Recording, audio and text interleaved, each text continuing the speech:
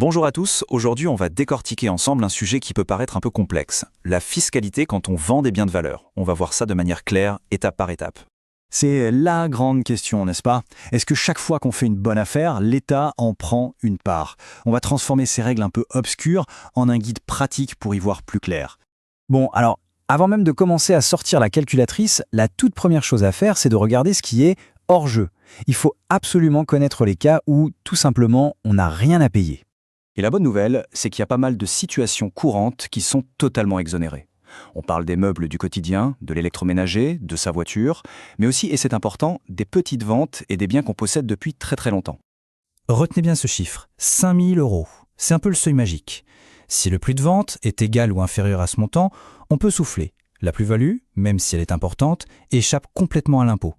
Évidemment, à l'inverse, certains biens de plus grande valeur, eux, sont bien dans le viseur de l'administration fiscale. Attention tout de même, certains, comme les métaux précieux ou les objets d'art, ont des règles bien à eux, un peu différentes, qu'on ne t'étalira pas ici. Ok, donc si le bien est bien dans la catégorie imposable, comment on fait pour calculer le gain qui va être taxé? Voyons voir la formule, c'est assez logique. Le point de départ, c'est ce qu'on appelle la plus-value brute. C'est simple, on prend le prix de vente duquel on déduit les frais liés à cette vente. De ce montant, on soustrait le prix d'achat initial, auquel on a le droit d'ajouter les frais d'achat et les frais de restauration. Et là, attention, c'est un point absolument crucial.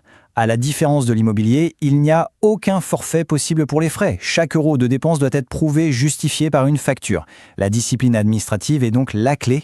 Une fois qu'on a notre plus-value brute, on n'est pas encore au bout. Pour passer au montant réellement imposable, il y a un mécanisme correcteur qui entre en jeu et il est très important. C'est l'abattement pour durée de détention. L'idée est simple et plutôt juste, le temps est notre allié. Plus on a conservé un bien longtemps, moins la base imposable sera élevée. La patience est récompensée. Et concrètement, comment ça marche? Eh bien, à partir de la 3e année de détention, on a le droit à un abattement de 5% par an.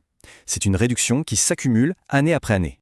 Et si on fait le calcul, cette mécanique nous mène à une exonération totale après 22 années complètes de détention. Une fois ce cap passé, la plus-value devient nulle fiscalement. Le bien est, en quelque sorte, fiscalement libre. Bien, on a maintenant notre base nette, le montant final qui sera taxé.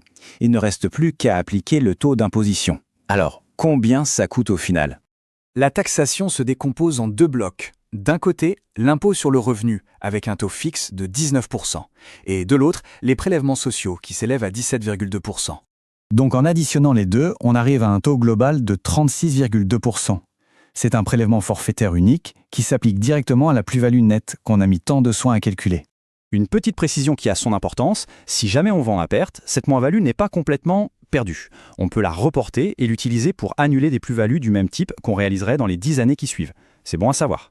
Voilà, le calcul de l'impôt est bouclé. Maintenant, il faut s'attaquer à la dernière partie, purement administrative, les obligations de déclaration et de paiement. Ici, la règle est simple et stricte. On a un mois. Un mois à partir de la date de la vente pour remplir le formulaire spécifique, le numéro 2048, et pour payer l'impôt. C'est une démarche spontanée, donc il ne faut surtout pas passer à côté de ce délai. Et voilà, on a fait le tour des grands principes qui régissent les plus-values sur les biens meubles. Une fois qu'on a ça en tête, ça ouvre naturellement la porte à une comparaison avec d'autres régimes, comme celui bien plus complexe des valeurs mobilières, un tout autre univers.